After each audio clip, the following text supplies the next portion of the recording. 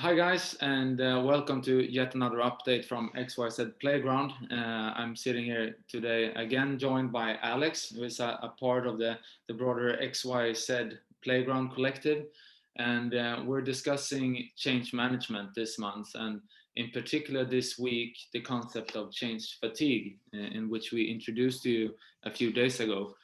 So we have sort of gave a brief introduction in the last video to what it is, and this today in this video we'll try to go a bit more into detail in how to cope with this and what you can do and what different types of ways of working that you can implement in order to Mm, cope with this concept. mm, So, mm. I mean, Alex, if you sort of take this in more practical terms, to have any way that you can note if the organization is having is showing, I mean, a way of change fatigue. Mm. Absolutely. So during my studies, when I was looking into how incumbent firms were embracing digital innovations, we touched upon change fatigue as one of the theoretical backgrounds. Um, Change fatigue is perceived very subjectively because it's rooted in the frustration of not understanding what's going on. Employees do not understand why are we suddenly dropping certain projects, or why does the direction of or the vision of the company keep changing. Now, of course, it's easy for top management to say these are all external factors. The external environment is changing. It could be that society as a whole is perceiving a new understanding, or it could be that a new tech company is disrupting your sector or industry, so that you as a company have to change. But the most important thing here to understand, I think, is change is a continuous process. And I believe, backed by the research again, that companies tend not to handle change as a continuous process. It's a moving target, which is often foreseen by these incumbent firms. Instead, they would like to target change as a one-time investment. And now, if many types of changes are required, they will isolate them from themselves. So this means that you have isolated um, actions and situations that you have to put into several contexts, which leads to the change fatigue. One way I think that companies should improve is to allow for inefficiencies after a communicated change. Yeah. You have a you yeah yeah. Yeah, I mean, obviously, because there is always going to be change. So you can't Mm, just say that, okay, change isn't anything for us. We're not going to do it. I mean, you are in mm, a way forced to continuously not change the whole way your business operates, but I mean, just adapt or realign your organization.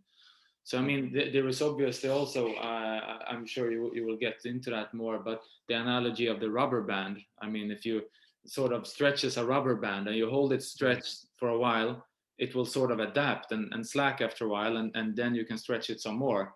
Whereas if you just go and just keep on dragging that rubber band, it will break. And that must be that may be a childish comparison, but I believe it is true. I believe that if you get the people to adapt and give them some space and time, that they will be able to adapt. So absolutely. Absolutely, you're right on point here, with the rubber band analogy, and what I feel organizations must realize is that we all understand that they are very efficient orientated. That's how you make profit. You try to minimize the marginal costs. You try to increase the profits every quarter. Sure, I understand that, but between one change and another, you must allow for slack. And this is where your rubber band analogy is such a great example. If you don't allow for slack, you won't give employees the chance to understand, reflect, question.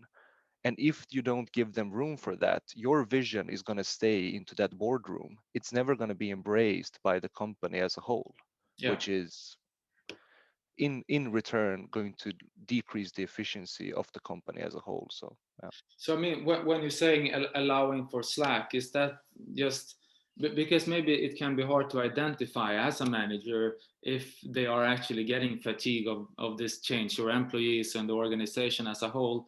But Mm. is it maybe to don't feel stressed after imposing a change that it isn't happening in the pace that you would like, but rather to know that once you communicated change and once you get it started, it might take a while because I mean different persons in your organization may adapt with different speed, Mm. and so you need to allow for it to take some time before you can actually measure and see the change is running as efficient as you want.